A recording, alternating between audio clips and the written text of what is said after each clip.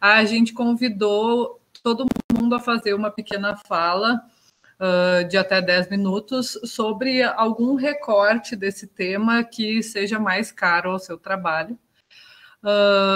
Eu sinto, a partir dessa fala da Diana, uma provocação da gente poder pensar juntos qual o nosso papel enquanto sociedade civil que milita pela informação, pelo uso de evidências na tomada de decisão em políticas públicas, milita pelas políticas públicas e por construção de concordâncias, consensos, de formas participativas de desenhar, implementar políticas públicas, num tempo que a gente sabe que talvez a gente esteja mais envolvido com falsas notícias e falsas verdades do que propriamente uma valorização desse conhecimento acumulado de muitos anos por muitos atores diferentes, tanto a nível de universidades quanto de sociedade civil.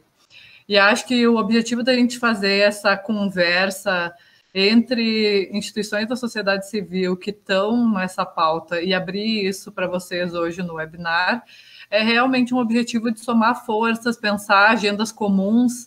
Ao longo das nossas falas, vocês viram e verão que a gente trabalha com temas como educação, como meio ambiente, como direitos humanos, segurança pública, todos que estão completamente em voga e que agora, mais do que nunca, a gente precisa criar caminhos de consenso mesmo e de atuação potencializada. Então, para fazer a primeira fala, vai ser a Camila do INSPER, é isso? Isso.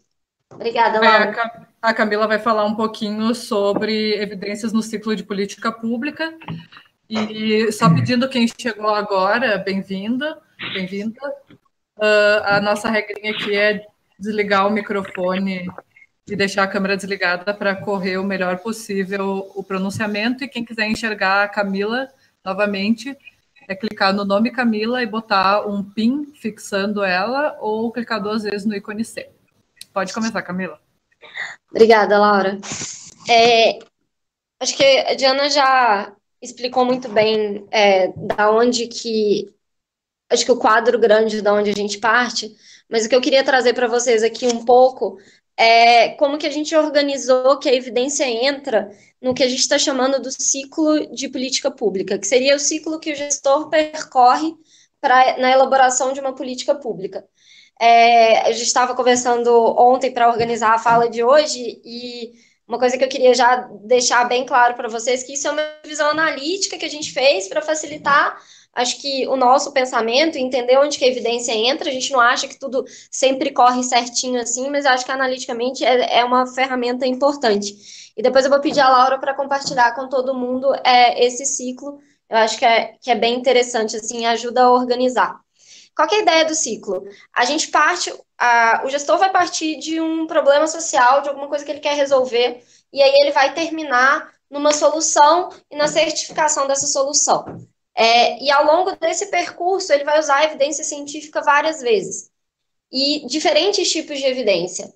Acho que, como a Diana disse, mas também na linha do que a Carol disse, existe evidência causal, e que a Laura também começou dizendo, mas tem outros tipos de evidência. Esses outros tipos vão também entrar ao longo desse ciclo da política pública.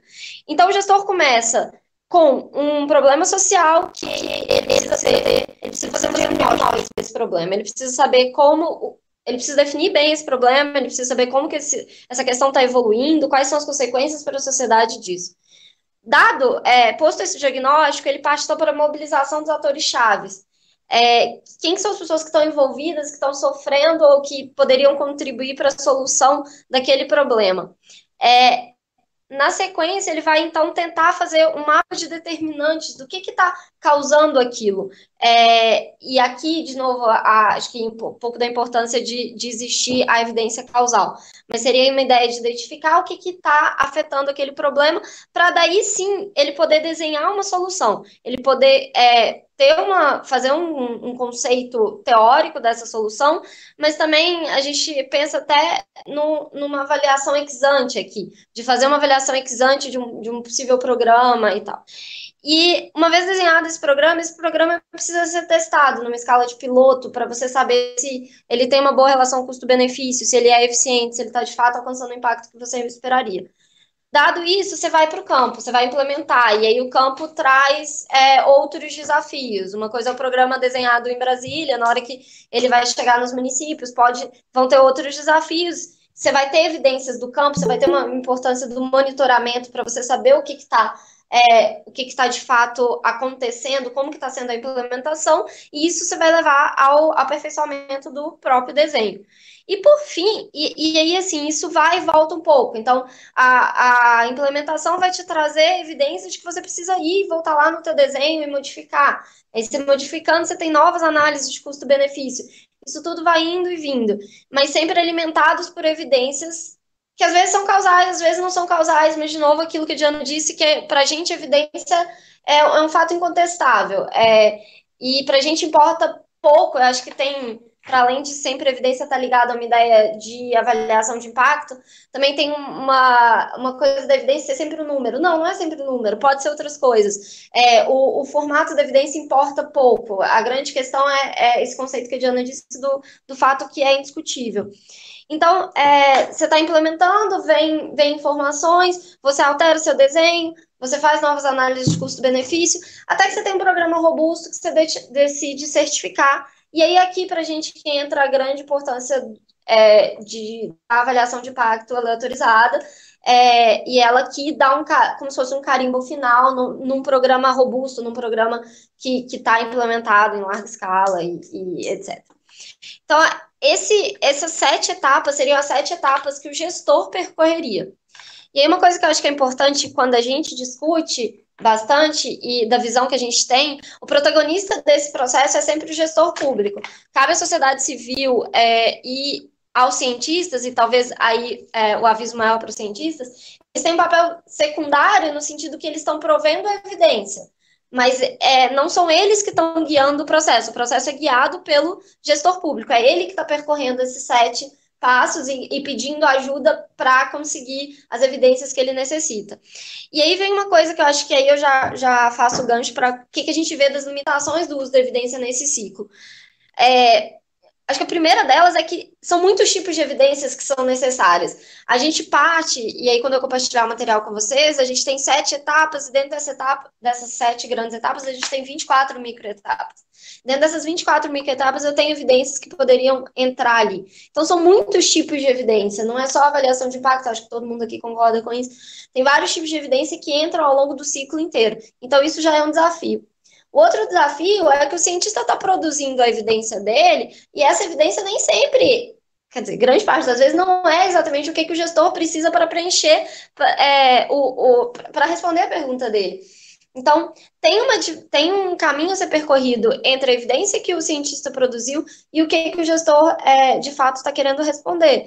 E aí, nesse caminho a ser percorrido, entra tanto as interpretações subjetivas quanto as hipóteses que os próprios cientistas utilizam para chegar nas evidências científicas. E acho que isso acaba sendo uma limitação do uso da evidência, no sentido de que, se não está posto e não está claro o que são as hipóteses, o que são as interpretações subjetivas, podem ter decisões que não são tomadas de forma correta.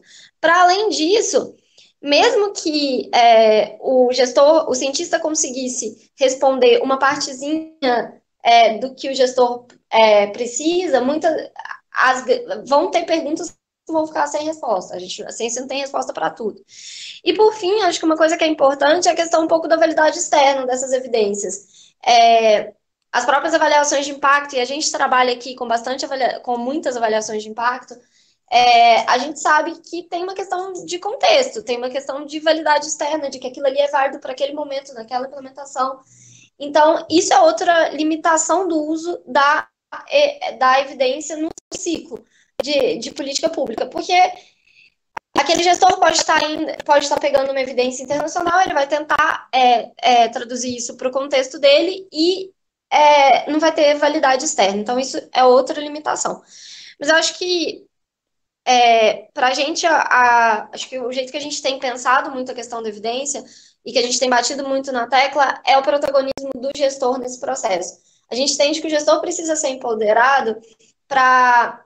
Ele não vai produzir evidências, mas ele precisa ser empoderado para conseguir perceber o que o cientista, o que a ciência lhe dá, ele conseguir ler aquilo e ter muita clareza do que é evidência, o que é interpretação subjetiva e o que são hipóteses. E a gente entende que o protagonista não é a ciência. Muitas vezes, nessa discussão de política com base em evidências, escuta-se mais o cientista e menos o gestor. E talvez a gente precisasse inverter o ciclo. Você quer completar, Diana? Não, tá legal, acho que a gente pode continuar. Eu acho que era um pouco isso. Eu vou compartilhar com vocês depois esse material e é isso. Obrigada. Obrigada, pessoal. Então, deixa eu ligar minha câmera aqui novamente para poder me comunicar melhor com vocês. Então, aqui, a partir do Instituto Veredas, a minha missão hoje é falar um pouco para vocês sobre tradução de conhecimento, mas também, ouvindo um pouco a fala, eu fico pensando sobre a importância da gente falar sobre transparência também. Então, uma das coisas que a gente definiu quando começou a trabalhar no Veredas, como eu disse, foi tentar fazer uma aproximação com esses 3 atores-chave para a implementação de políticas públicas, ou seja, a sociedade civil, gestores e gestoras públicos e universidades, né, pesquisadores, produção de conhecimento, mas, ao mesmo tempo, construir um olhar muito singular para cada um desses atores, dadas suas especificidades, né? Então, uma das primeiras coisas e desafios que a gente tem é justamente que, para a gestão pública e implementação de políticas públicas, o tempo é muito veloz. O tipo de decisão que precisa ser tomado tem uma importância e um custo, tanto financeiro quanto de impacto na vida das pessoas, muito grande. E o ritmo da sociedade civil, ele talvez não seja tão rápido, mas ele é permeado pela urgência também de quem está vivendo aquilo no corpo, né? E aí, nisso, quem é mais lento em geral e quem mais tem tempo para fazer tudo exatamente da sua forma é o grupo que está na universidade. Então, uma das primeiras coisas que a gente começou a debater foi justo a importância de pensar como alinhar esses relógios, né, que são completamente distintos, e nesse alinhamento, como a gente propor que todo mundo esteja engajado em colaborar no mesmo caminho, né, no mesmo objetivo. E eu acho que transparência é um conceito-chave para a gente estar debatendo um pouco hoje, porque muito se avançou nos últimos anos em transparência de dados governamentais, ainda tem um longo caminho pela frente, mas hoje qualquer cidadão curioso já consegue acessar sites de gestões estaduais, municipais e no governo federal, isso com muito mais estímulo, né? E acessar dados sobre saúde, sobre educação, sobre produção de procedimentos em relação a uma agenda ou outra. E isso, apesar de estar muito disponível, ainda está numa linguagem muito complicada, né?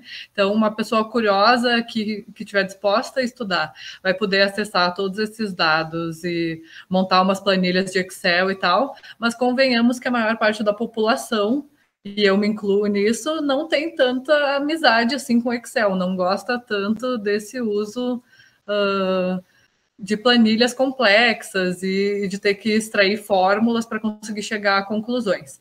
Então, dentro da transparência governamental, que é essencial para a gente responder a esse primeiro passo da política pública, que é definir o problema, né? Se a gente não tiver clareza de qual pergunta a gente está tentando responder, a gente pode achar 1000 respostas e nenhuma delas vai encaixar direito. Então, a importância da gente estar caminhando na transparência de um jeito que seja não só jogar todos os dados que a gente tem num site que esteja público, mas também ter esses dados trabalhados de uma forma a favorecer a compreensão dos cidadãos comuns, da população, mas muitas vezes porque a gente não enxerga que muitas das pessoas que estão em posição de gestão, especialmente se a gente for para os níveis municipais, são cidadãos comuns, são muitas vezes pessoas que não têm nenhuma formação específica na área de gestão pública, administração pública ou estatística, enfim, para usar esses dados. Então, acho que esse primeiro ponto de como transformar a transparência governamental em algo mais amigável para poder, de fato, todo mundo partir do mesmo ponto no que tange a tomada de decisão informada por evidências é bem importante. E aí já foi um pouco comentado, mas eu queria ressaltar especificamente a transparência acadêmica. Não, primeiro, eu acho que é a que tem mais barreiras, talvez, porque quase todas as publicações que a gente tem hoje estão em periódicos, muitas vezes pagos, trabalhos muito bons feitos no Brasil, muitas vezes estão publicados em outro idioma, em periódicos pagos estrangeiros. Para além disso, a universidade muitas vezes não tem essa postura proativa de prestar contas do que está sendo estudado, de por que uma linha específica de pesquisa está tendo tanto interesse, tanto investimento, se isso está conectado com alguma função social daquela produção, ou está mais conectado com um interesse do pesquisador especificamente. Não que tenha problemas, né? A nossa crítica aqui não é que todo pesquisador só precisa pesquisar aquilo que é de interesse de outras pessoas e nem o interesse dele, pelo contrário, quem já fez pesquisa sabe que não tem como fazer isso sem um pouco de paixão, né? Ou muita. Mas, ao mesmo tempo, como é que a gente pode ir alinhando isso para não incorrer em alguns fenômenos que eu vou falar mais à frente, de repente ter uma grande bola de estudos, todos exatamente sobre o mesmo tema, pensando a mesma intervenção para o mesmo desfecho, e todo um vazio aqui do lado de outras intervenções, outros desfechos que ninguém estudou. Então, pensar um pouco a transparência da universidade, tanto no que diz respeito a tornar as suas produções mais acessíveis para a gestão pública e para a sociedade civil, mas também para construir a sua agenda de pesquisa de uma forma mais embrionária e coletiva, com as prioridades de agenda política mesmo e demanda social, né? E aí, quando a gente vira esse debate da transparência para a sociedade civil, talvez a questão não seja exatamente pensar como tornar todos os atos de cidadãos públicos, né? Não é exatamente isso. ONGs têm trabalhado muito em ser o máximo possível transparente sobre suas linhas de atuação, como são feitas, etc. Mas os cidadãos como um todo, talvez o nosso grande desafio em como usar evidências que venham da população, que venham da experiência, seja pensar um pouco uma transparência no processo disso, né? Então, toda vez que a gente for fazer entrevistas, ou que a gente for levantar opiniões de pessoas, ou que a gente for fazer um grupo focal, enfim, com uma determinada população para entender mais sobre um problema, como é que a gente descreve o melhor possível como isso foi feito, que tipo de pessoas foram convidadas, que critério foi utilizado para isso, e aí, mesmo que a gente leve depois em consideração todo o viés que pode ter tido, né? Por exemplo, por que hoje eu convidei essas pessoas que estão aqui e não outras ONGs que também estão trabalhando nessa perspectiva.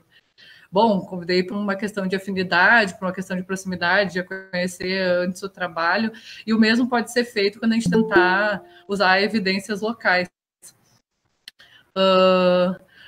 Mas então a transparência entra muito nisso, de ser o mais nítido sobre como que a gente fez essa incorporação, para que outras pessoas possam entender e tirar suas próprias conclusões e discordar, se assim for, a partir disso. E, se possível, o mais sistemático possível, até no uso da evidência local e da sociedade civil. Então, fazendo esse breve meandro sobre transparência, e por que eu acho que ela é bem essencial para a gente debater como incorporar evidências à tomada de decisão em políticas públicas e a implementação dessas. O Veredas, ele é uma ONG que acabou definindo como áreas de trabalho primordiais a saúde, a segurança pública e direitos humanos. Tem várias outras áreas que a gente quer e gostaria de poder trabalhar mais e que estão, inclusive, no nosso horizonte, mas nesse momento são essas áreas que a gente está muito focado. E a gente tem, de um lado, a saúde, que é como um paraíso de evidências, pesquisas, já pesquisas pensando exatamente em política pública, então, muito profícuo, publicações disponíveis, gratuitas, pessoas, tanto a sociedade civil organizada quanto os cidadãos muito bem informados sobre vários processos, então tendo capacidade de dar opiniões muito complexas e de relatar a experiência, né, numa interface muito próxima. Então, um trabalho que já vem consolidado há muitos anos, inclusive no Brasil, de incorporação de evidências em políticas públicas, e daí eu recomendo a todos que não conhecem conhecer o trabalho da rede EVIPNet Brasil, que é uma rede de políticas de saúde informada por evidência. E quando a gente começa a olhar para direitos humanos e segurança pública, além de ser muito mais difícil encontrar evidências de pesquisa alinhadas necessariamente com os problemas de política pública, e especialmente pensando essa pirâmide de evidências, mais revisões sistemáticas, avaliações de impacto de política pública, muito difícil encontrar isso no nosso idioma, né? Ou olhando especificamente para o Brasil, ainda num lugar de polarização ideológica muito forte. Então, para nós tem sido um grande desafio como aproximar esse debate da tomada de decisão informada por evidências dos campos de segurança pública e direitos humanos aqui no Brasil. Tem muita gente no mundo tentando fazer coisas parecidas e tem ONGs aqui no Brasil também com essa mesma missão. Mas uma das coisas que a gente começou a ver que era muito necessário produzir, o Veredas lançou no mês passado um kit, inclusive, sobre isso, que é deixar o mais disponível para a curiosidade das pessoas ferramentas de tradução de conhecimento. A tradução de conhecimento, apesar desse nome, não diz respeito apenas, embora também, à tradução de um idioma diferente para o nosso idioma e as devidas adaptações para o nosso contexto. Mas ela diz respeito, sim, a poder alinhar várias formas e procedimentos de um jeito que, se eu, Laura, ou se um pesquisador lá no Amazonas, ou se um cidadão lá no Rio Grande do Sul, quisermos olhar para um conjunto de dados e evidências para extrair algumas conclusões a respeito deles, a gente possa seguir isso da mesma forma e possa seguir com algum nível de equidade. Então, as ferramentas de tradução de conhecimento tanto descrevem processos de achar e apreciar as evidências disponíveis, quanto descrevem processos de explicar o melhor possível o conteúdo daquilo, mesmo que tenha sido extraído de um estudo super complexo, econômico, que fez uma regressão, uma meta-análise, enfim, termos que a maior parte da população não vai estar tão familiarizado. Assim como a Camila falou, a gente também vai disponibilizar alguns documentos, além desse nosso kit de tradução de conhecimento, mas eu queria dar destaque só para alguns. Um deles que a gente utiliza muito no nosso cotidiano é a ferramenta Suporte, que é uma ferramenta construída pela Organização Mundial de Saúde para descrever o ciclo da evidência, né? Então, como pensar um problema, encontrar as evidências sobre isso, fazer uma avaliação sobre vieses que essa evidência pode ter, fazer um debate sobre barreiras ou não de implementação dessa evidência e depois levar isso para apreciação da sociedade. A ferramenta Suporte descreve todos esses passos, a gente pode fazer o ciclo completo ou usar cada um deles, e o produto principal dela é uma síntese de evidências, então é pegar o máximo de conhecimento que a gente conseguir encontrar sobre um determinado tema e transformar isso numa síntese voltada especificamente para a aplicação de uma ou outra estratégia que essa síntese encontre para enfrentar um problema. A ferramenta suporte, ela encontra alguns gêmeos aí no mundo, e um deles, que é um laboratório que eu recomendo muito quem consegue entender inglês conhecer, é o laboratório do NCCMT. A gente vai passar isso para vocês, é um laboratório canadense que também tem vários cursos e várias informações sobre usar cada um desses ciclos, que ferramentas podem ser utilizadas para, por exemplo, avaliar a qualidade de uma evidência, verificar que tipo de viés o pesquisador pode ter tido, que pode diminuir a nossa confiança naquela conclusão. Uma das coisas que a gente tem apostado muito na trabalhando no Veredas, e que eu vou deixar disponível um link de uma instituição que faz isso de forma primordial, inclusive para a ciência pública, é o que a gente chama de mapa de intervenções. Então, é poder pegar diferentes intervenções para enfrentar um determinado problema e apreciar ela em diferentes pontos, quanto está descrito a implementação, se tem algum dado sobre o custo e custo de atividade, em que locais foi testada e de que forma foi testada, se foi um pilotinho, se já foi imediatamente uma política maior, etc. E, por fim, pensando até comentário, deixa eu ver aqui, é esse comentário da Maria Paula, sobre o financiamento de pesquisas atreladas a autoridades e demandas sociais. Tem uma outra ferramenta que a gente gosta muito, Maria Paula, que é o Gap Map, que é um mapa de vazios de evidência, que justamente tenta identificar, por exemplo, pensar no tema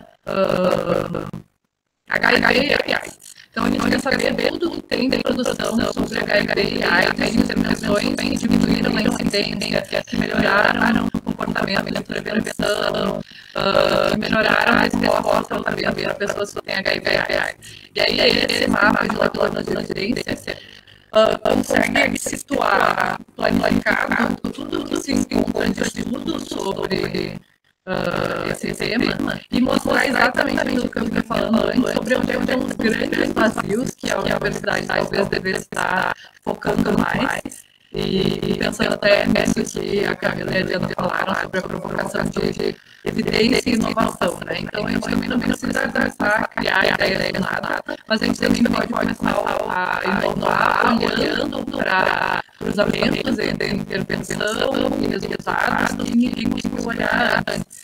E esse mapa de evidência é muito rico em mostrar áreas e temas onde a gente já quase esgotou, todo mundo chegando a conclusões muito parecidas há muito tempo sobre políticas que já estão muito consolidadas, e áreas que estão completamente vazias. E isso mesmo, o 13IEI, que é essa instituição International Initiative for Impact Evaluation, que a Maria Paula colocou aqui no bate-papo, é um dos exemplos de mapa de evidência, de lacuna de evidência. Então, essa é uma outra ferramenta de extração de conhecimento, especialmente para gestores que estão com grandes verbas para decidir convênios e financiamento de pesquisa. É super interessante poder olhar e ver, poxa, isso aqui já tem muita gente que estudou no Brasil e no mundo, já chegou a conclusões muito parecidas, está quase exaustivo. Vamos tentar olhar para outros campos, vamos tentar apostar nesse aqui que talvez tenha menos estudo ou nenhum estudo feito aqui no nosso país. O pessoal do LAP vai falar um pouco mais depois sobre como incorporar evidências internacionais também. É óbvio que a gente não vai precisar replicar no Brasil tudo antes de ver se funciona ou não, mas eu acho que passa um pouco por essa cultura, então, que se resume um pouco a minha fala e que o Veredas tem se empenhado em fomentar, que é de evidências são dados, né? São informações. Juntando muitas evidências, a gente consegue ter um retrato de uma realidade, talvez.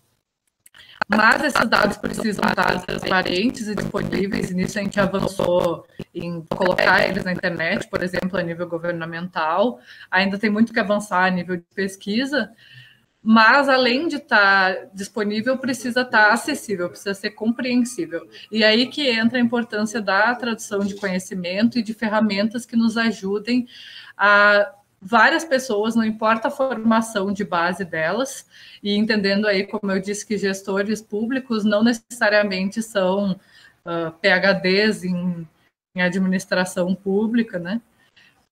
Então, mesmo olhando para esse público, para as necessidades específicas que essas pessoas têm, para o tempo que elas têm de conseguir acessar a informação, lançar a mão dessas ferramentas para tornar realmente a produção de conhecimento, seja a nível da experiência, seja a nível acadêmico, seja todo o conhecimento muito que é feito, sim, nas gestões públicas e que é muito precariamente reportado, né? A gente perde muito conhecimento a cada virada de gestão, porque o tempo da gestão muitas vezes não permite reportar o que foi aprendido, as lições, etc.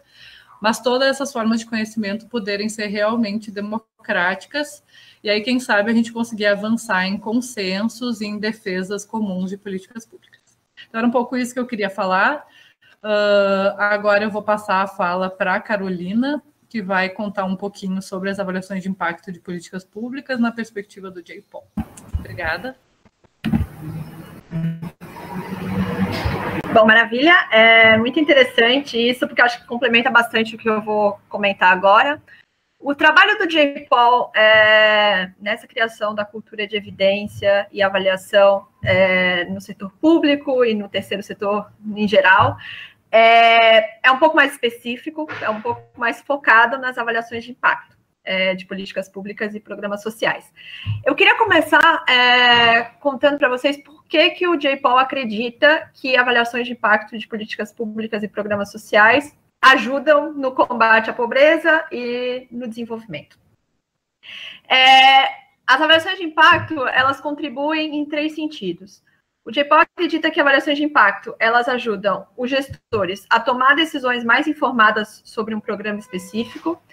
Ela ajuda também a dar um melhor uso aos recursos públicos. E também as avaliações de impacto ajudam contribuem para a construção do conhecimento geral sobre um determinado tema. Eu vou falar um pouquinho mais sobre cada uma dessas perspectivas. Quando você faz uma avaliação de impacto de uma política pública, um programa social, o primeiro resultado imediato disso é você gerar informação sobre aquele programa. Formas melhores, por exemplo, de desenhar aquele programa, quais os componentes do programa têm mais impacto e quais não, quanto esse programa custa e fazer a relação custo-efetividade, se os recursos do programa estão realmente sendo utilizados e estão realmente gerando um impacto positivo para aquela população. Então, tendo uma avaliação de impacto de um programa, a primeira coisa que isso pode contribuir é para encontrar soluções concretas para melhorar aquele programa e dar subsídios para que o gestor ele possa tomar uma decisão mais informada daquele programa. Muito simplificadamente, se o programa tem um impacto positivo e é custo efetivo de se escalar esse programa, de expandir ele para uma população maior. Se o programa tem um efeito nulo ou um efeito negativo, pensar em formas de redesenhar o programa, a avaliação de impacto dá subsídios para isso, de pensar em formas de redesenho ou, em caso de escassez de recursos, por exemplo, em empregar aquele dinheiro, aquele recurso, em outro tipo de intervenção que pode ser mais efetivo para se resolver aquele problema social que o programa tenta resolver. O segundo ponto que as avaliações de impacto são importantes, tem relação com isso também, é de tornar o gasto público mais eficiente. Aqui no Brasil, a gente está, por exemplo, numa crise fiscal, em que não há recursos para todas as políticas governamentais, e as avaliações de impacto podem ser um subsídio para se pensar em onde empregar os recursos públicos, garantindo que esses recursos públicos vão ter o impacto previsto.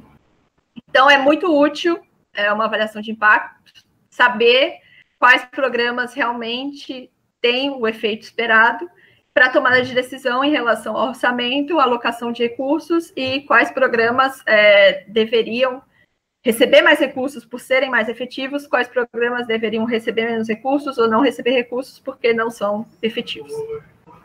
E, por fim, uma coisa que o J-POL valoriza muito as avaliações de impacto, elas respondem não só a pergunta sobre um determinado programa, ou para um determinado gestor, mas elas contribuem para a construção do conhecimento para as ciências sociais e econômicas e para responder a perguntas de relevância geral. As avaliações de impacto quando bem feitas, elas geram não só informações sobre um determinado programa, mas elas geram conhecimento sobre os mecanismos que causam aquele impacto. E, como falou a Camila, existe uma discussão muito grande sobre validade externa de avaliações, sobre o quanto uma avaliação de impacto feita num determinado contexto, em um determinado país, ela pode ser considerada para tomada de decisão em um outro contexto que não vai ser idêntico àquele contexto. Quando uma avaliação de impacto ela consegue identificar e medir os mecanismos em geral são comportamentos do ser humano em geral que não são ligados especificamente ao contexto local. E as avaliações de impacto elas podem ter elas podem contribuir de maneira substantiva para se identificar esses mecanismos de políticas públicas que têm a ver com o comportamento das populações e não tenham especificamente a ver com o contexto local. Então, as avaliações de impacto, elas podem contribuir também para essas perguntas de relevância geral e para contribuir para o conhecimento, para a construção do conhecimento sobre as formas mais efetivas de combater pobreza e de melhorar o desenvolvimento em questões sociais, mesmo que elas sejam feitas em determinado contexto, elas podem sim ser aplicadas em outros contextos, quando esses mecanismos são bem identificados e medidos. No JPOL, a gente trata avaliações de impacto de maneira muito específica. O JPOL, enquanto instituição, enquanto organização, defende o uso e a geração de evidência por meio de avaliações aleatorizadas. E o que são as avaliações aleatorizadas ou experimentais? São um método científico de avaliação de impacto que foi incorporado da saúde e da medicina. Quando se vai testar um novo remédio, por exemplo, o que a indústria farmacêutica faz é dividir um grupo de pessoas que têm aquela determinada doença em dois grupos. Um grupo de pessoas que vai receber um novo remédio que está sendo testado e um grupo de pessoas que vai receber o tratamento convencional que já está sendo feito para aquela doença, e um placebo. O grande segredo disso, das avaliações aleatorizadas, é que esses dois grupos, que têm essas pessoas que têm as doenças, mas têm outras características que não são parecidas, é dividir esses dois grupos por meio de um sorteio. Por que se usa o sorteio? Por meio de uma propriedade estatística, é garantido que por meio de um sorteio, esses dois grupos eles vão ter, em média, as mesmas características observáveis. Por exemplo, pode ser gênero, pode ser condições econômicas, pode ser escolaridade, em média. E elas vão ter também, em média, as mesmas características não observáveis. E isso é uma coisa muito importante em avaliações de impacto. Características não observáveis podem ser, por exemplo, motivação das pessoas para tomar determinada ação, o nível de conhecimento intrínseco que ela tem sobre aquele tema, que são características mais difíceis de se medir e que é mais difícil de conseguir aferir por meio de dados administrativos, de dados que existem, essas características não observáveis. Então, as avaliações aleatorizadas ou experimentais, elas são consideradas o método mais rigoroso para se medir o impacto de políticas públicas e programas sociais, e o JPOL, como organização, defende o uso dessas avaliações, e o JPOL, em todas as suas atividades, os professores do JPOL têm suas próprias agendas acadêmicas, eles não fazem só avaliações aleatorizadas, mas enquanto JPOL, a organização estimula e defende, faz o advocacy para o uso dessas avaliações. A gente ainda está caminhando para que se dissemine o uso dessas avaliações e possam desenvolver o uso dessas avaliações. Só para vocês terem uma ideia, avaliações experimentais em medicina e saúde, eu dei uma olhada num site que faz essa medição. Já são quase 300 mil em todos os países do mundo, em 203 países do mundo, registradas, em andamento ou finalizadas, e avaliações experimentais de políticas públicas dos professores afiliados do JPOL, hoje são um pouco mais de 900 em andamento ou finalizadas em 80 países. Então, ainda tem um longo caminho para que esse tipo de avaliação ele realmente seja disseminado e possa realmente formar um corpo de conhecimento que possa ser usado para as políticas públicas. É algo muito mais novo e que está em desenvolvimento ainda. Não é fácil fazer esse tipo de avaliação de impacto, como vocês podem imaginar, Existem ainda muitas barreiras, muitos desafios para produzir evidência científica rigorosa por meio de avaliações experimentais e também para se usar essa evidência em políticas públicas. Eu queria gastar alguns minutinhos contando um pouco esses desafios. O primeiro deles, vocês devem imaginar, não é fácil conseguir reproduzir esse ambiente laboratório em políticas sociais. Não é como você colocar uns ratinhos lá, dividir eles por meio de um sorteio e testar um remédio. Existem muitos fatores que tornam muito complexo conseguir fazer uma avaliação experimental e garantir que essa avaliação ela realmente tem um poder de medir o impacto de políticas públicas. Esses desafios, eles são desafios metodológicos que podem ser mitigados, diminuídos ou até não existirem por meio de um desenho, de uma avaliação que nós acreditamos no JPOL que sempre tem que ser feito em parceria com quem implementa o programa. Um desafio grande que ainda existe em relação a avaliações de impacto de políticas públicas é que a avaliação ainda é vista como um instrumento de auditoria e prestação de contas, principalmente em governo, e há muita resistência das equipes de serem responsabilizadas caso um programa não tenha o impacto esperado. Nós, do JPOL, a gente acredita muito que avaliações de impacto elas são um instrumento de aprendizado, principalmente, e de inovação, e que para que isso aconteça, as avaliações elas sempre têm que ser feitas em colaboração entre as equipes que implementam os programas e pesquisadores que têm a visão externa e que não têm as relações político-institucionais que possam influenciar os resultados das avaliações. Então, por isso que no JPOL a gente acredita nessa parceria entre a academia, entre os pesquisadores que são experts nos temas, e nas equipes que realmente implementam o programa, conhecem o programa e têm o conhecimento principal da evidência baseada na experiência e da evidência descritiva que fomenta o desenvolvimento desse programa. Outros problemas, além dos desafios metodológicos de fazer uma avaliação de impacto de políticas públicas, são problemas de ordem mais política e de time. A gente vê que é muito complicado, por exemplo, muito desafiador conseguir fazer uma avaliação pelas diferenças do timing da academia, do timing político. O ciclo político geralmente dura um mandato de 4 ou 8 anos. E muitas vezes uma avaliação de impacto, para se medir o impacto de uma política pública, o time não é o mesmo do ciclo da política. Vou dar um exemplo para vocês, por exemplo, de um programa. Suponha que a gente tem um programa de primeira infância para crianças de 0 a 3 anos e a gente quer medir o impacto desse programa. Se a gente quiser medir o impacto desse programa, por exemplo, na alfabetização dessas crianças, a gente vai precisar de mais 2, 3 anos até que essas crianças sejam alfabetizadas. Mas se a gente precisar medir o impacto desse programa, por exemplo, na entrada dessas crianças no mercado de trabalho, a gente vai precisar de 15 anos para que essas crianças cheguem ao mercado de trabalho e a gente realmente possa medir o impacto nessa variável.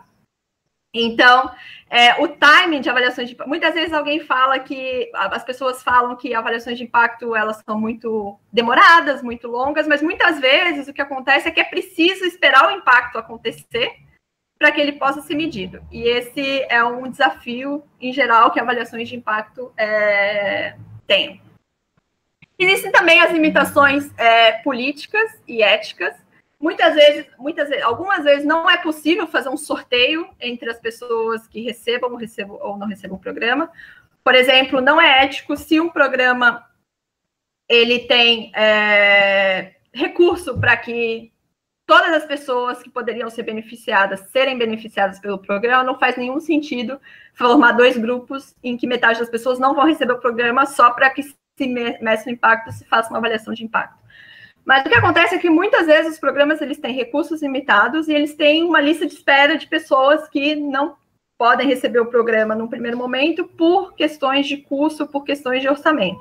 E nesse caso há várias maneiras de se fazer e um sorteio pode ser uma maneira ética, uma maneira mais imparcial de se definir quem vai receber o programa e quem não vai receber.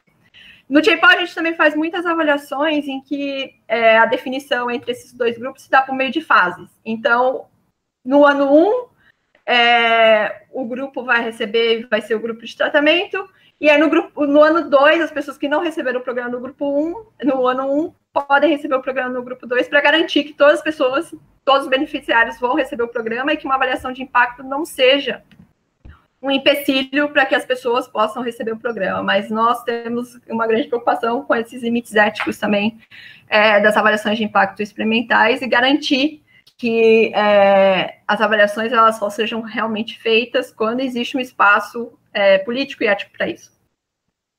Outra questão que limita muito ainda o uso de evidência e de geração e uso de evidência em políticas públicas é ainda uma falta de cultura do que é uma avaliação. Como eu contei, a avaliação, principalmente no governo, ainda é vista como um instrumento de auditoria, então ainda há muita resistência para que avaliações de impacto elas sejam feitas em colaboração com as equipes implementadoras. No JPOL, além disso, o JPOL é uma organização sem fins lucrativos, então o objetivo não é ser uma consultoria de avaliação, e uma das contrapartidas que são inegociáveis no JPOL é que as avaliações elas serão publicadas ao final, independente de qual é o resultado delas. Então, não existe a possibilidade, ao menos com professores do JPOL, que se faça uma avaliação apenas para quem implementa o programa e que essa avaliação não seja publicada, os resultados dessas avaliações não sejam publicados ao final, justamente por essa ideia de que o objetivo também é contribuir para o conhecimento geral sobre aquele tema. E, por fim, é um desafio ainda muito grande para se difundir uma cultura de avaliação de impacto no Brasil, que foi mencionado anteriormente, brevemente, é a questão da língua. A grande parte da produção acadêmica de avaliações de impacto, todos os jornais, as publicações mais prestigiadas do mundo, elas estão em inglês. A produção ainda é muito pequena em português. No caso do JPOL, a gente tem uma grande dificuldade, porque todos os materiais, inclusive materiais de treinamento e materiais desse braço de políticas públicas, que são essas tentativas, esforços de traduzir a evidência e tornar ela mais acessível para os policymakers, toda também é em inglês. Então, isso é algo que a gente ainda se debate, como fazer para que essa produção, esse conhecimento seja mais acessível para o gestor público aqui no Brasil. A gente acha que é um longo caminho, que todas as organizações que estão aqui, muitas outras mais, estão contribuindo muito para que se aumente a produção do conhecimento em português e que ele seja acessível para o gestor público, mas ainda é um longo caminho pela frente, porque, como falou a Laura, além da questão da língua, muitos desses periódicos, eles são pagos, como falou, acho que o pessoal do LAP, todos eles estão numa língua que se chama economês, que é muito pouco acessível para quem está no dia a dia da política pública. Então, eu acho que um grande desafio de todas as organizações que estão aqui é, principalmente, garantir o uso dessa evidência existente. Já existe esse corpo de avaliação, como eu mencionei, só no JPOL são mais de 900 avaliações, e é garantir que esse conhecimento, ele realmente, o gestor saiba que ele existe e o gestor possa realmente usar para tomar a direção de política pública. Eu acredito que organizações como o JPOL e outras, nos próximos anos, vão focar muito nisso, em garantir que esse conhecimento ele possa realmente ser útil e ser uma das peças do quebra-cabeça da tomada de decisão de políticas públicas nos próximos anos. Acho que é isso. A princípio, eu fico disponível para ao final. Obrigada, Carolina. Então, gente, duas coisas. Eu vou passar a fala agora para o pessoal do LAP lá em São Paulo, que se vocês quiserem enxergá-los, novamente é clicar na Camila e fixar o PIN nela, ou 2 vezes no ícone C. E aí a gente avançou um pouquinho o horário. Eu peço que todos os palestrantes disponibilizem o seu e-mail de contato no bate-papo para quem está aqui ainda. E quem tiver alguma pergunta, se puder já adiantar no bate-papo, aí quando o LAP acabar de falar, a gente vê se dá tempo de fazer respostas comentadas ou se a gente se compromete de enviar uma resposta coletiva para vocês por e-mail depois. E claro, quem precisar sair nesse meio tempo, a gente agradece a participação e o interesse, mas pede que vocês fiquem, porque o trabalho do LAP é muito, muito legal.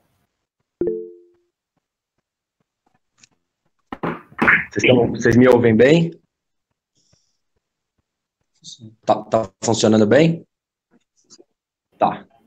Bom, gente, queria começar agradecendo o convite. Todas as instituições participantes servem desde muito tempo para a gente como fonte de inspiração e de energia. Assim como o J-POL, a gente vai falar mais especificamente, assim como a Carolina do J-POL, né, a gente vai falar mais especificamente sobre evidências que são geradas por avaliações de impacto, com o intuito de descrever efeitos causais de intervenções, né? O nosso foco, na realidade, é em um dos braços de atuação do J-POL, e acho que isso sinaliza que tem muita colaboração para ser tocada, mas que é em disseminação dessa informação que vem, né, desse mundo de informação que evidências desse tipo trazem. Como o Michel apresentou, como o Michel disse no começo, na parte de apresentação das instituições, a gente trabalha para mapear, organizar e descomplicar essas evidências, e eu vou passar alguns minutinhos aqui falando sobre quais são os desafios desse processo, e acho que vários deles, foi muito legal porque eu fui pensando em alguns deles à medida que eu fui alargando aqui o conceito de evidência com o qual a gente está mais acostumado a trabalhar, mas eu acho que alguns desses desafios são generalizáveis aí para a evidência como um todo, né? Então, eu vou tentar organizar os desafios em cada uma das atividades nas quais a gente se concentra. Então, começando por mapear, né? Mapear evidências desse tipo. Bom, o primeiro desafio é o volume. Esse volume ele é grande e ele é crescente. E ele não é crescente no sentido de que ele é cumulativo.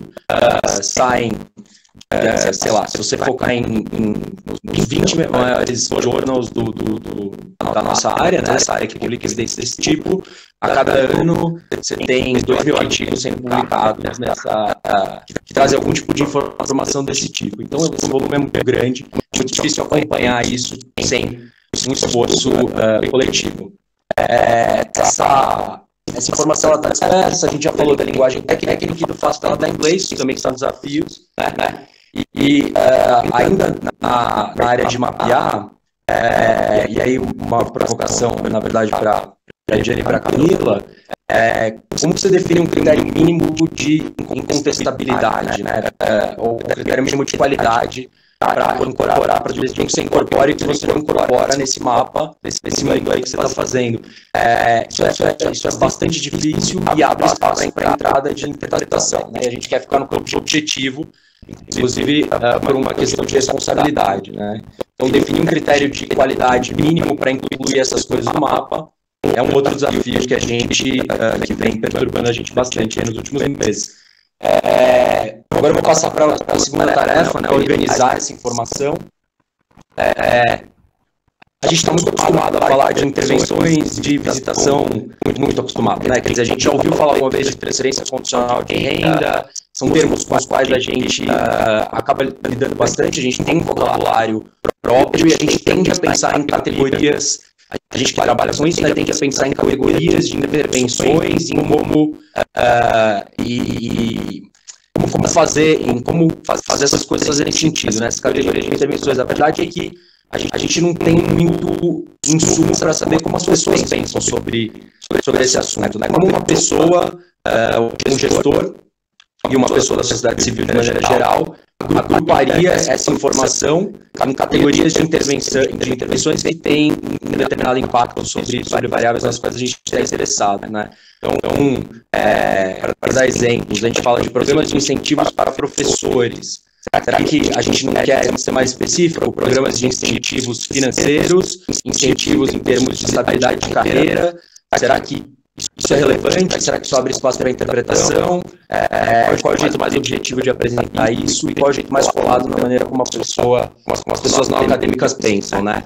Em particular, você não tem incentivo na academia para que as pessoas produzam uma organização desse tipo, porque aquela contribuição ela é pensada granularmente, né? Na verdade, as pessoas, os journals, os grandes periódicos, eles premiam em forma de publicação contribuições, são a primeira peça para uma determinada coisa, mas que, na verdade, se você estiver acumulando conhecimento, por exemplo, sobre programas de incentivos financeiros para professores para melhorar a nota, se já tiver um artigo publicado, isso conta mal para o cientista, né? Então, não tem, o sistema de incentivos não está alinhado para que a gente acumule conhecimento com base em categorias de intervenção que façam sentido para o tomador de decisão.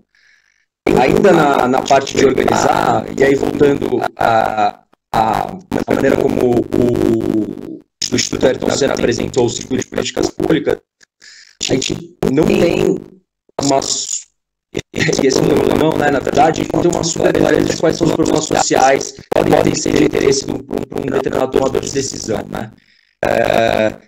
E eu acho que organizar tá bom já, né, de desafio. Agora vamos passar para descomplicar, que também envolve uma série de desafios. E aí eu organizei isso aqui em desafios de conteúdo e desafios de forma, né?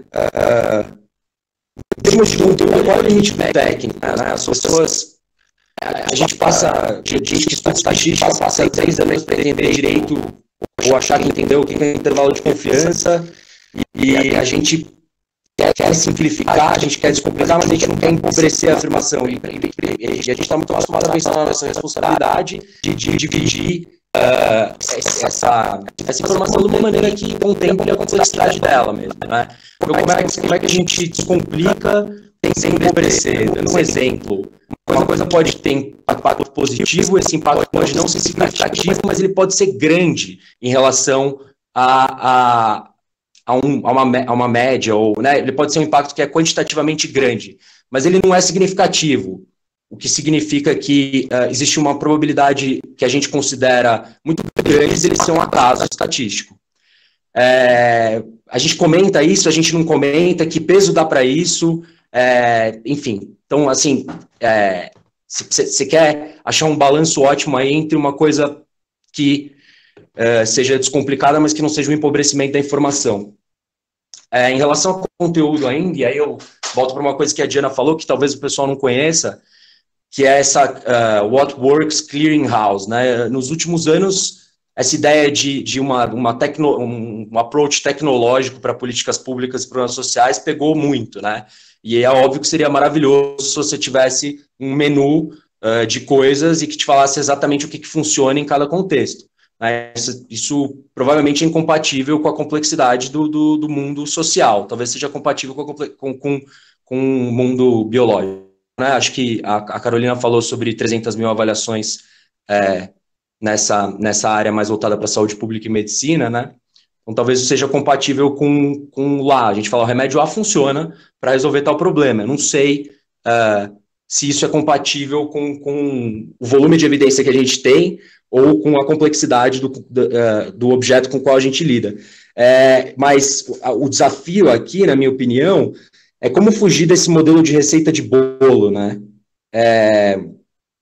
Você não quer, e aí falando mais uma coisa que o Instituto Ayrton Senna trouxe, né? Você não quer, se você quer dar insumo para o gestor, para que ele seja o ator central de construção e aprimoramento dessa política. Você não quer impor de uma maneira paternalista que alguma coisa deve ser feita, né? Então você tem que fugir de um modelo de apresentar isso como se fosse uma receita de bolo que vai resolver os problemas. Principalmente você nunca vai ter garantia de que isso acontece. Isso que eu tinha para falar sobre desafios de descomplicar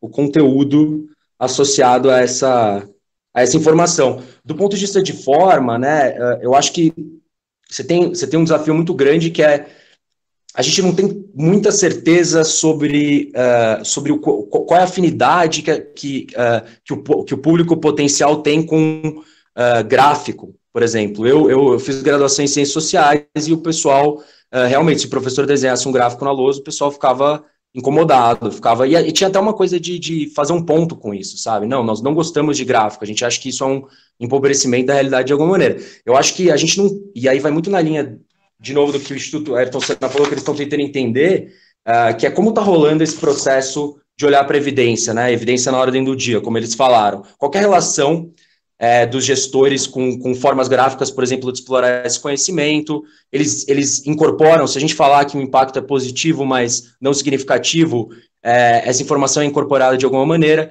Eu fiquei muito feliz que ontem a gente foi num seminário e é o primeiro teste que eu conheço de testando a exposição de gestores a conhecimento vindo de avaliação de políticas públicas, e parece que eles respondem a isso, tem várias nuances dos resultados, mas que eles interpretam essa evidência, né? Eles são capazes de interpretar essa evidência, de tomar decisão baseado nisso. E outro desafio Tá, gente, eu vou voltar para os desafios de conteúdo, eu prometo que eu vou ser breve. Outro desafio é você realmente conseguir extrair conhecimento daquilo que não diz respeito imediatamente ao contexto do gestor que está olhando Previdência, né? Eu acho que várias pessoas ficariam, assim, se eu nunca tivesse visto o nosso campo na vida e alguém chegasse para mim e falasse, não, programas de visitação domiciliar são uma ótima ideia, porque tem esse estudo aqui na Jamaica, eu teria muita dificuldade de procurar, para usar um termo que a Carolina usou, né, mecanismos generalizáveis aí que eu poderia trazer para o meu contexto. Minha reação imediata, e eu já vi gestores falando isso, seria de falar, cara, o que a Jamaica tem a ver com o Brasil, entendeu? Ou o que a Índia tem a ver com o Brasil? Mas é óbvio que, desculpa, não é óbvio, é concebível que exista muita informação em avaliações de impacto de programas de incentivos para professores na Índia que poderiam ser aproveitados para uma eventual adaptação de um programa desse tipo para o caso brasileiro. Eu acho que, eu tenho um exemplo que eu gosto bastante, que é o exemplo de um programa que é um programa de educação técnica parecido com o Pronatec, é um programa colombiano, né?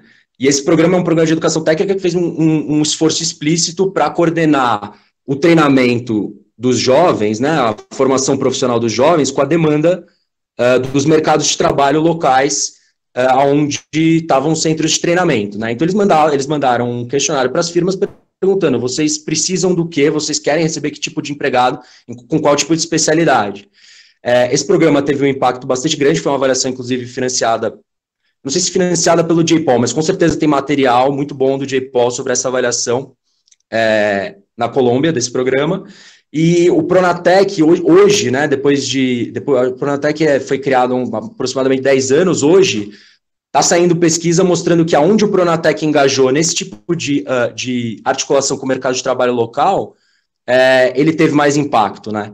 Então você tem muita sabedoria de programa, sabedoria prática de programa, que é perdido simplesmente porque essa informação estava na nota de rodapé, inclusive, de um artigo, do apêndice de um artigo acadêmico de 40 páginas, entendeu? Então, esse é um outro desafio de conteúdo. E aí, só terminando, isso vai no cerne do que hoje é o debate metodológico dentro da economia, na minha concepção. Quais mecanismos são generalizáveis, o quão generalizáveis esses mecanismos são, né? E será que esses mecanismos generalizáveis podem ser objetivamente, será que a gente conseguiria falar deles como uma coisa objetiva e não descrever eles por meio de um processo interpretativo, né?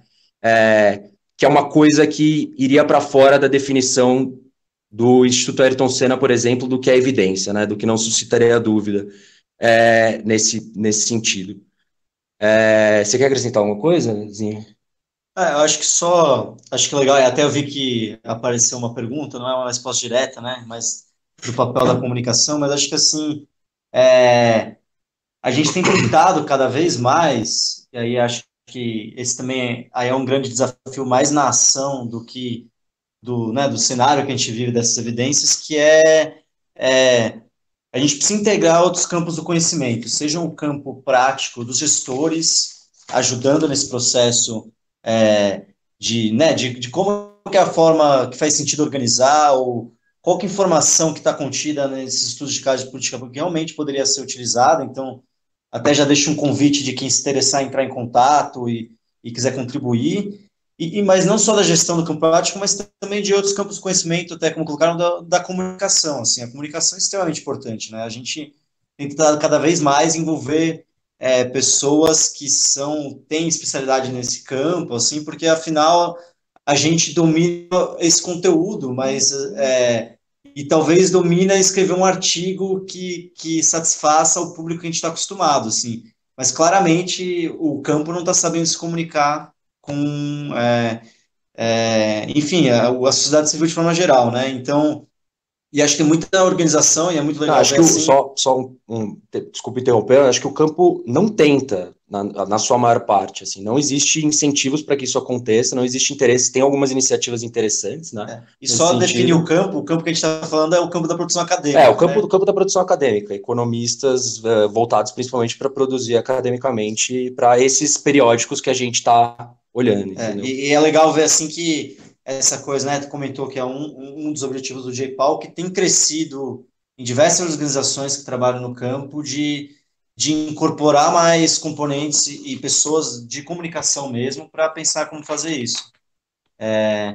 E acho que, assim, até fica um convite, assim, a gente está começando a tentar integrar qualquer tipo de pessoa interessada no tema e que não seja do nosso campo, assim, porque a gente acredita que só assim a gente vai conseguir tornar essa informação utilizável e fazer com que isso volte para a gestão, né? Que tenha um retorno, assim. Então, acho que é um pouco isso. Acho que do que a gente aqui do LAP tinha para falar, acho que era isso. Então, vou passar para a Laura para ela coordenar um pouco, se tiverem algumas perguntas ou, enfim, algum fechamento. E agradecemos novamente o convite e a todos vocês que estão ouvindo a gente falar sobre o assunto. Isso. Pessoal do LAP, por favor, coloquem seu e-mail, os seus e-mails de contato que a Maria Paula está pedindo. Então, acho que, pessoal, a ideia do dia de hoje era justamente ouvir um pouco dessas diferentes perspectivas. Se alguém tiver alguma pergunta e quiser fazer via microfone, pode abrir, mas se o pessoal do INSPER ou a Carolina tiverem alguma sugestão de resposta à pergunta de como a comunicação pode utilizar, eu fico pensando, talvez a comunicação foi perguntado numa via da comunicação social, jornalismo, talvez alguma coisa de mídias sociais. Eu acabei de incluir uma reportagem do New York Times, que para mim é uma das formas mais magníficas mesmo de enxergar como a comunicação pode contribuir para popularizar e democratizar o entendimento de um estudo científico muito complexo. É uma reportagem que mostra o efeito da raça ser negra ou branca, mesmo quando as pessoas são criadas em famílias muito ricas, qual a expectativa de onde crianças negras e brancas que foram criadas em famílias ricas vão, ao longo da vida adulta, se incluir em termos de classe social, mostrando um recorte de raça muito marcante, e a forma que o New York Times fez em cascata. Depois, se estiver travando agora para abrir por causa da videoconferência, eu recomendo que abram em casa. Mas eu uso essa reportagem como exemplo porque eu sinto que tem uma parte da comunicação social, de matérias do jornalismo que entram em pequenos espaços, assim, que são aquelas matérias tipo, estudo mostra que o ovo pode salvar vidas de crianças cegas, enfim. E aí, ou o estudo mostra que o chocolate é o maior inimigo das mulheres. Obviamente não é disso que a gente fala quando está falando em comunicação científica através do jornalismo, né? A primeira coisa eu sinto que a comunicação poderia fazer seria tentar entender um pouco esses mecanismos de não apresentar um estudo como uma verdade, né? Todo o cuidado que as ONGs que falaram hoje têm é de justamente juntar o máximo de conhecimento para poder apresentar uma conclusão que se embase em várias coisas e permita o contraditório também. E eu sinto que, mais que nunca, estamos todos em busca de formas de visualizar essas informações complexas que comuniquem melhor com a população. E eu acho que isso é uma sabedoria que o jornalismo tem muito, especialmente as pessoas que foram formadas nessa área, têm um tipo de sensibilidade sobre aonde é que cabe contar uma história para sensibilizar para um dado científico, onde é que cabe fazer um infográfico, uma visualização de outra forma. Porque eu acho que a defesa de políticas públicas informadas por evidências pela população passa por se sentir tocado por aquilo, né? Por poder acreditar que aquela informação está te contando uma história sobre o efeito que um programa ou uma política pode ter na vida real das pessoas, né? Então, acho que essa é uma arte que a comunicação social tem muito a contribuir. E eu agradeço muito pela pergunta. E o Marcelo, meu colega, me pediu para dar um lembrete também de uma iniciativa nacional. O Nexo Jornal tem feito muito isso também de uma forma muito interessante e profissional. Então, acho que são iniciativas que talvez não estejam no mainstream aí da comunicação social, mas que juntos a gente pode pensar em como democratizar a produção de conhecimento em políticas públicas para a população. Carolina, quer dizer alguma coisa? Sim. Eu só queria complementar esse seu ponto, Laura, com dois casos, dois casos no J-POL.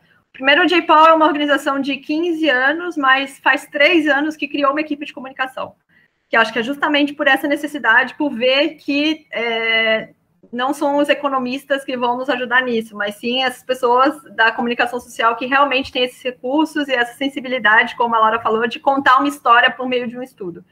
E nesses 3 anos estão havendo muitos avanços de como fazer isso, de não contar que o programa tal teve um impacto de X desvios padrão, sei lá, mas que contar essa história de uma maneira que realmente quem não tem o conhecimento da economia possa entender o que está acontecendo. E a segunda coisa, na área de treinamento do J-POL também, a gente está fazendo um teste, já foi feito 2 vezes, uma nos Estados Unidos, uma no Chile, no escritório de América Latina do J-POL, um workshop para jornalistas, para ensiná-los a ler as evidências. Então, a partir de um paper, de uma avaliação de impacto, contar para os jornalistas o que está acontecendo ali, sensibilizá-los sobre essas temáticas e por que o jornalismo científico é importante e deve ser valorizado, e como ler esses estudos para que possam sair reportagens que são mais acuradas e melhores. Porque também o lado dos economistas nisso é que eles ficam afastados da mídia porque eles acreditam que a maior parte dos estudos é mal reportada. É uma queixa muito comum, então a ideia também é juntar esses 2 polos para que eles possam se ouvir e também para poder capacitar os jornalistas para que eles possam realmente relatar os estudos de maneira acurada e correta. Muito obrigada, Carolina. O pessoal do INSPER quer falar também, né? Obrigada, Maria Paola.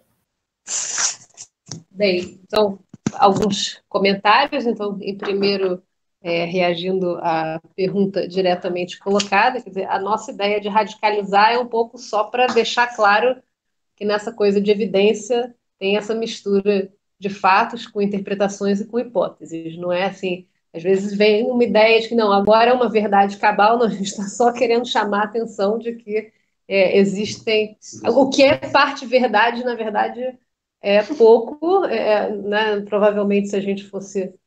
não, a gente não quer depender de nenhuma hipótese, nenhuma interpretação, talvez você tivesse um conjunto vazio de evidência, mas a gente quer chamar a atenção que existe...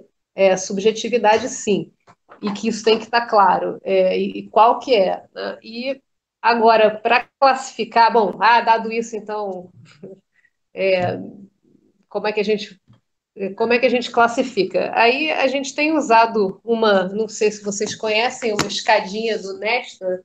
O Nesta é uma organização do Reino Unido, National Endowment for Science, Technology and the Arts, que o Reino Unido ele tem uma institucionalidade muito forte de conexão do governo, né? Cada pasta tem conexão com um grupo de científico e instituições que trabalham fornecendo evidência. A gente pode mandar. E eles propõem uma escadinha. E, no fundo, tem bastante a ver com o quanto que você está, na verdade, dependendo de...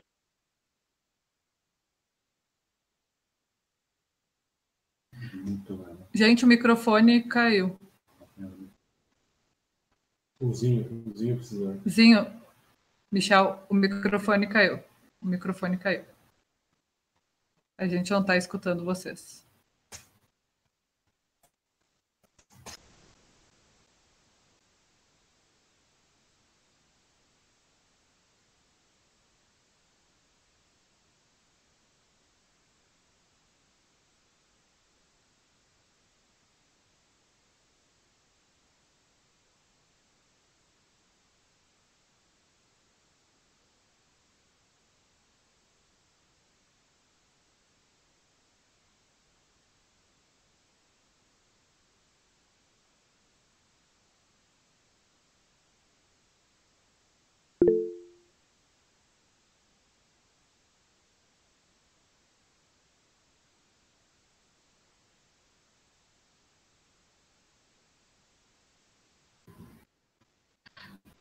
O pessoal está tentando ligar o microfone ali de novo. Se alguém tiver mais uma pergunta, pode mandar aqui no bate-papo, gente, porque a gente já está se encaminhando para o fim do nosso webinar. Agora o Michel voltou, pode falar. Impacto, né? Se vocês puderem só falar para a gente onde cortou, se vocês lembram, só para a gente retomar. Vocês estão ouvindo a gente? Sim. Ela estava explicando a pirâmide do Nesta. Bom, então o primeiro degrau é esse de ter um modelo lógico convincente, coerente, revelado, primeiro explícito, né? Você não tem que ficar lendo um monte de coisa para tentar inferir o que o programa faz. O programa tem uma teoria da mudança explícita e convincente. Então, esse é o primeiro degrau. O segundo degrau, você pode coletar dados que mostrem mudança positiva, mas não pode confirmar que sua intervenção causou a mudança. Então, aquela coisa do antes e depois bem simples. O terceiro degrau, você pode demonstrar causalidade usando como referência um grupo de controle e um tratamento experimental. Então, você já precisa de menos hipóteses nesse caso e menos interpretações subjetivas. No quarto degrau, você tem uma ou mais avaliações independentes que confirmam sua conclusão e potencializa a replicação de seus resultados. Então, você vai caminhando por uma meta-análise. E no quinto, você tem manuais e procedimentos para dar apoio e assegurar a sua replicação fiel da intervenção.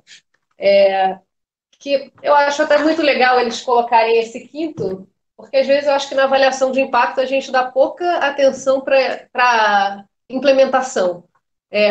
Teve impacto ou não teve impacto, mas impacto do que exatamente? E na verdade não tem aquele, né, o que a gente chama aqui de meu querido diário. Na verdade a gente defende que a avaliação deve prestar muita atenção para a implementação e anotar tudo, porque no final você quer saber impacto do que exatamente você está avaliando. Então, acho que esse quinto degrau máximo aqui, você tem uma coisa que está muito bem estruturada, você sabe muito bem como que tem que implementar e você já fez sucessivas avaliações que confirmaram e sintetizaram esse resultado, né? Então, enfim, a gente tem seguido essa escadinha aqui para avaliar a qualidade da evidência. Eu compartilhei no bate-papo um documento do Nexa, do Nesta, que tem exatamente essa escada numa outra versão, mas tem esse material e tem a referência original. Aí, reagindo um pouco às falas de todo mundo, acho que para a gente ainda o maior desafio realmente é essa tradução, e principalmente essa tradução justamente desses métodos, hipóteses, e por que precisou daquela hipótese, enfim, você acha isso realmente... Você acha que isso necessariamente, por exemplo, você tem lá só vou fazer uma pergunta, pessoal, porque como a Carolina entrou um pouco nisso, né? O método de avaliação experimental é o padrão ouro né, de evidência de impacto causal, e ele tende a ser relativamente fácil de explicar. Na realidade, você tem outros métodos, chamados métodos quase experimentais ou não experimentais, que tem algumas hipóteses que, se você quiser entrar, talvez tornasse o acesso um pouco árido, né, para as pessoas. Hipóteses que são um pouco difíceis de traduzir em linguagem comum ou que tendem a afastar. E aí eu estou perguntando para a Diana se ela acha que precisa ter uma discussão dessas hipóteses. Estou falando de hipóteses de identificação. Sim. A gente está até assim, numa reflexão mais recente sobre tentar um pouco classificar esses diferentes tipos de hipóteses. Em princípio, a gente acha que deveria ter um esforço de explicar tudo, quer dizer, idealmente, digamos assim. A gente gostaria de diminuir a assimetria de informação, mas é a parte mais desafiadora mesmo de como você fazer a tradução desse tipo de hipótese de uma forma que o gestor entenda ela e entenda como que ela limita as suas conclusões.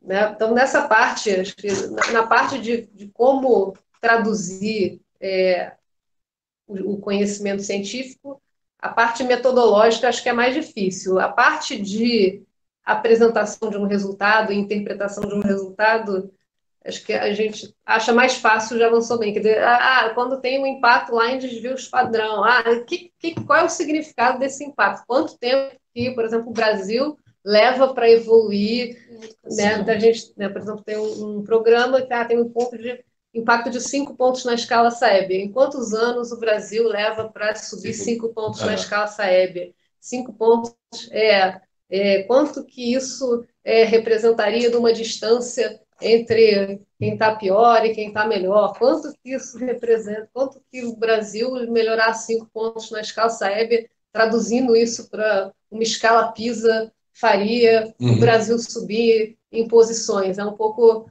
assim, tentar dar referências um pouco do significado desse impacto. E isso é mais fácil de fazer. Agora, assim, realmente essa outra parte a gente está brigando ainda com muita dificuldade e até normalmente até para engajar o gestor em saber, porque em geral ele fica assim, não, tá bom, você está querendo me explicar tudo isso, mas me diz aí logo a tua conclusão, né?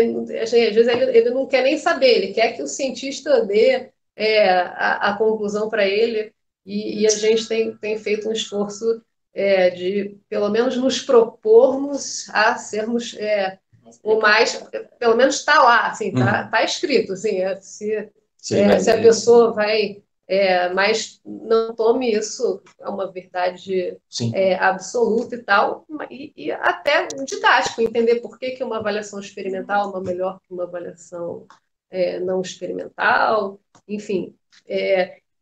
Bem, então isso é uma coisa.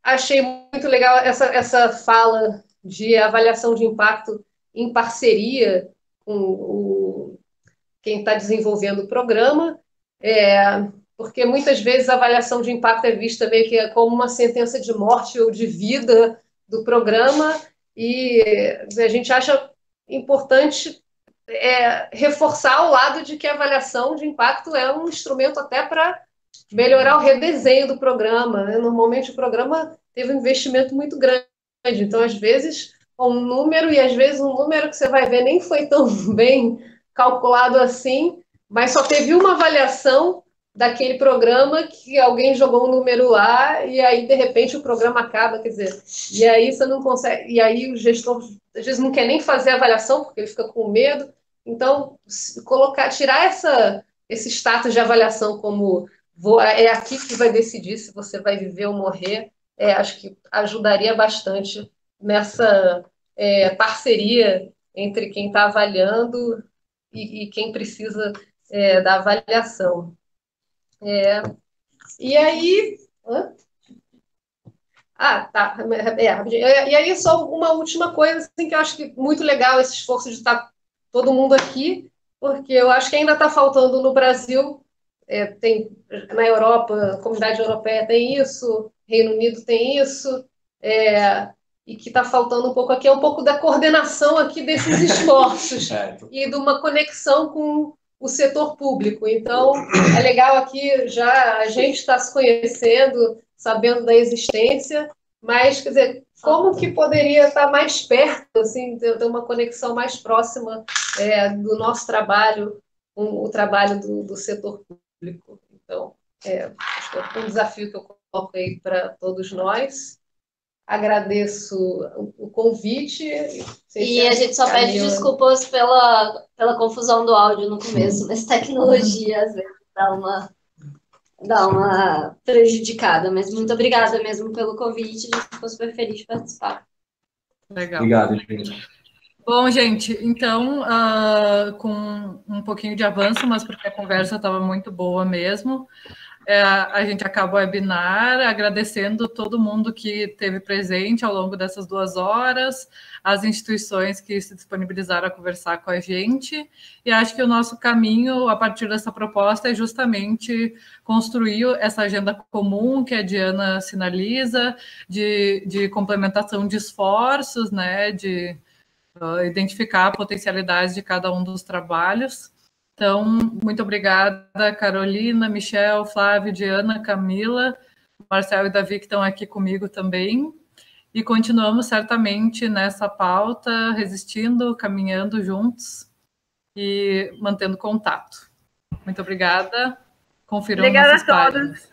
Tchau, tchau. Obrigada.